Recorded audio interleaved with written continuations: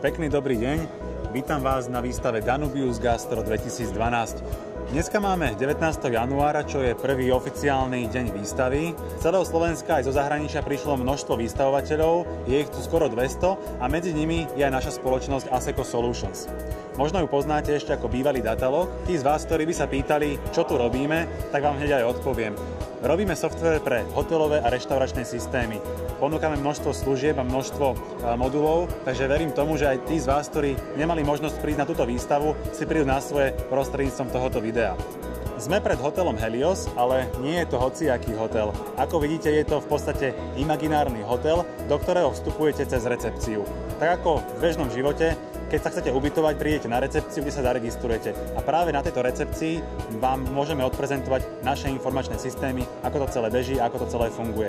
Samozrejme, keď prejdete recepciou, potrebujete si zaparkovať auto. Na to vám poslúži naše imaginárne parkovisko a tam vám ukážeme, ako fungujú parkovacie systémy nášho obchodného partnera.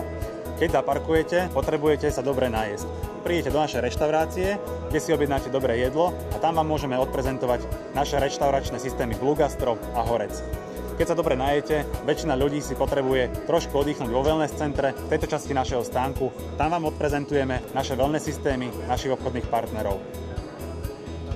Väčšina hostí potom, ako sa ubytuje, ako sa dobre naje v reštaurácii, ako si má možnosť vyskúšať napríklad dobré wellness centrum, túži večer už iba po jednom, po dobrom drinku alebo miešanom koktejli.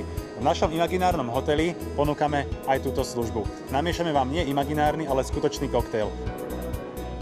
Verím tomu, že aj napriek tomu, že ste nemali možnosť byť tu priamo s nami, takže sa vám naša návšteva tohto hotela Helios páčila, takže dúfam, že sa uvidíme aspoň na budúci rok. Na zdravie.